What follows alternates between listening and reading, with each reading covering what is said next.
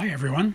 I'm excited to be here today to talk to you about some of the miracle stories that are happening right here in our own city, in our own state, every day. My name is Tony Kausha, and the title of our show is Tony's 50,000 Coincidence Miracles. Please note, this show is not about religion, and we're not trying to change anyone's religion, and we're not trying to get you to join any religion. It's just about miracle stories. I don't know of any religion on the planet that doesn't talk about miracles. That's why religions begin, because they have something that's telling them there's really a God. But we're not going to get into that. We're going to just talk about miracles and leave the decisions about all that up to you. So we don't care what religion you are. We just want to talk about miracles. If you are an atheist, I think you'll enjoy the program as well, although I can't guarantee you'll remain an atheist very long after you hear many convincing stories, coincidence kinds of stories about miracles. You can email me your own stories if you wish. We'll try to use all we can on the show. I can't guarantee we will, depending on volume and time, but you're welcome to send your stories on to us, and we will mention them when we can. You can send them to the following email address. But please notice that if we do use your story, we won't mention your name. We'll keep you anonymous. And we suggest that in your story, when you send it to us, don't use your correct name. That way anyone listening will not be able to figure out that it was you that sent the story in. The email address you can send your stories to is very easy to remember. It consists of 2 words and 3 numbers. The first word is Tony, spelled Tony, and the second word is and, spelled AND, and the numbers are 777. So once again, the name is Tony and 777 at AOL.com. Well, let us begin. Our first coincidence miracle today is a pretty amazing story. It's from a listener who tells us that they had plans. They prayed for inspirations and wisdom and had a plan for the day already.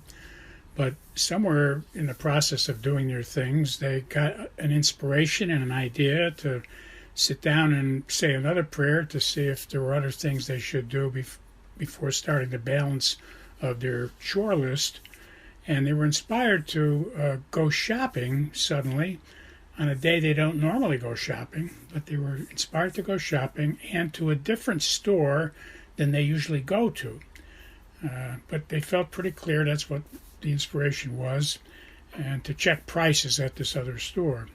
Well, they went and found out that by going to this other store on this particular day, which was not their original plan, there were several meats on sale that day, and they were able actually to purchase the amount of meats that they were going to use for the month and freeze it. And in the process of buying the extra meats at the special discount prices, buy one, you get one free, or buy one, you get 2 free, that kind of thing. By taking advantage of that on that day at this particular new store that they don't usually go to, they saved 52% of what they would have normally paid on meats for the month. So their meat budget for the month was a savings of 52%. I can imagine if you keep asking God what to do all day long, and these things keep happening to you throughout the year, you wind up, certainly in this case, saving 52%, but all other kinds of things too. And I know we've been sharing stories like this for the last 3 years, but I know all the listeners are not listening to every show, so I'm just bringing up again. When you get nudged and prompted by God to talk to Him about something, do it, because in this particular case it was a wonderful thing that happened. And we all know that from many of our prior shows, we keep stressing the reason why the world has the problems it has is precisely because all the people on the planet are not asking God what to do every day. I think it's pretty obvious that if the 7 billion people, that's what the letter B, 7 billion people on the planet Earth would all be asking God what to do every day and trying to do what He inspires, puts thoughts into our minds all day long, sometimes even breaks into our thought process, and we get little nudges in our mind. Maybe I should check this, maybe I should check that, maybe I should call Harry. We get these nudges and promptings, and we should talk to God about them. When we get these nudges and promptings, like this person did, they were prompted to go shopping on a day they don't normally go. Then they sit down, they talk to God about it. They feel clear that God is saying, yes, go to that place. And they wind up saving 52% of their meat budget for the month. So if 7 billion people on the planet would be asking God what to do, what a wonderful world we would have. Our next story is something that happened to me. I was inspired to go to the movie and watch the movie titled The Jesus Revolution. I think this was back in March. It was released in March of 2023. I was really impacted. There were, I think, 5 times in the movie I got choked up and had some tears of joy just to watch the wonderful miracles. It's a true story. The ministers that were involved were Greg Laurie and Chuck Smith, famous Protestant ministers, and they've done a YouTube presentation where they discuss the reality and the truth of the movie. But I was fortunate to be able to, first I got inspired to see it, so I followed my inspiration from Jesus, and I was very blessed.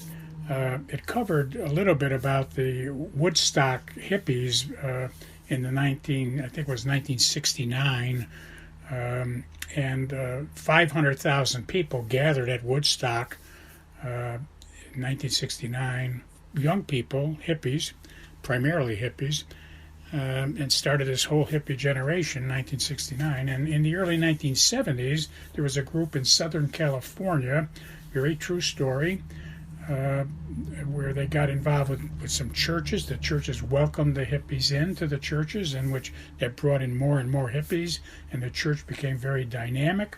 There were tremendous miracles, a lot of evidence of true stories and true miracles. There's even one case in the movie where the people got together and gave a car to someone who needed a car pretty badly. It wasn't in the best shape, and after they gave it to the person, the first moment the person tried to drive it, it wouldn't start. So the whole community comes out and they lay their hands on this car and they pray, and the car started up fine and ran fine. So miracles like that, and certainly some other miracles where people reached out and helped other people, listened to their problems, made contributions to help them get on their feet. These people were living together like 24 hours a day in an abandoned house that they were able to secure a place to live and get some shelter. They were living in an abandoned house. I think there were a couple of houses involved in a area of Southern California where there was redevelopment going on. And it's just a great movie, a lot of love between a lot of people, true love, helpfulness, brothers and sisters in Christ, sharing Christianity, etc. I really enjoyed the movie very much. The movie was really very special because there were several confirmed actual miracles that were depicted in the movie. So you're watching something that's not fictitious, but really true. One of the famous actors was Jonathan Roumie, spelled R-O-U-M-I-E, Jonathan Roumie. He's famous for playing Christian roles and playing the parts of Jesus in the series like The Chosen, the special series like The Chosen that was popular in 2020 and 2023, etc. And also a famous actress, Kimberly Williams Paisley, the wife of the singer Paisley. She's very famous in the Hallmark series of movies, and she was the actress, one of the actresses in this movie. So I highly recommend it. It shows some true stories, and I'm sure you'll shed a couple of tears of joy when you see the love between lots of Christians caring for each other and taking care of each other. Again, the title of the movie is The Jesus Revolution. Our next story is from someone who went shopping, and when they finished shopping and they went out to their car and they loaded their car up and getting ready to leave, and they saw something amazing happening in a couple of rows in front of their car. So while they were sitting in their car, what they saw was a homeless migrant. They found out later they were a homeless migrant, was fishing through the trash bins in the aisles where the trash bins are in this parking lot, and apparently taking whatever was of any value at all. I hate to even think about what he maybe was taking out of there, even some remnants of food, I would imagine. But all we know is that he was loading up a bag that he was carrying by fishing through the garbage bins. And this person noticed that there was a car next to the garbage bin with a number 777 on it. So they were stunned by this because the 3 sevens indicates the presence and the power and the permission of God. And they're watching this person. It was a sad event. And while they were watching it, a man got out of his car, walked over to the man digging in the trash bin, and handed him something. And when that happened, the migrant person looked ecstatic and extremely joyful. He stopped what he was doing, threw his bag down, and embraced and hugged this man who had handed him something. So at this point, our viewer went over to see what was going on and was able to tell us some more of the facts. And what we learned from that is the migrant person had a family, and they were having trouble finding a place to live, etc., and getting work.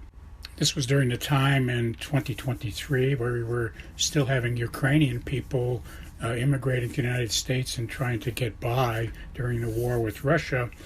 So it was a tough time.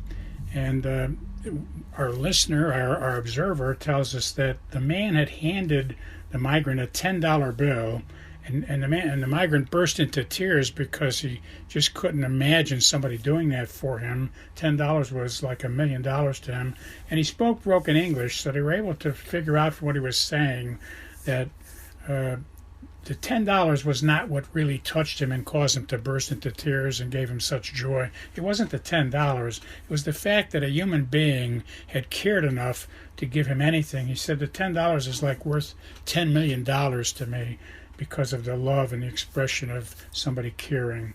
And so it was a delightful experience, and I'm glad we're able to share with you. And this is a coincidence miracle. When the person is shopping that day, comes out, notices a license plate with 3 sevens, and is watching something like a play or a movie going on in front of them, and that's why we got the story. So the coincidence for us is that this other person was used by God to see it and then tell us about it. And it's a wonderful story of somebody, getting out of their car and giving somebody $10 because they're obviously struggling. And apparently they saw this man going through other garbage bins before this garbage bin. So several people must have seen him. And it's a question of love, the Bible is filled with that. And we always talk about, you do a tiny thing sometimes for someone, giving them a $1. You never know, $1 could be worth $1 million to somebody. So I'm glad we're able to share this story today. Our next story is from someone who tells us they were listening to a Protestant minister on television explaining how God tries to be our friend and wants to be our friend, and we always talk about that. But beside that God is like a parent. It's, when parents are raising us, they give us guidelines and rules to follow, but they're not edicts, they're not commandments where you wind up going to jail. A parent gives you guidelines and doesn't pester you all day long following up. They trust that you're going to listen, obey, and benefit. So that's what God does. He's not on our case cracking a whip. He's giving us guidelines, and as a good parent, he's hoping that we'll talk to him whenever we're having trouble so he can give us some more advice. God bless you all. I'll talk to you next week.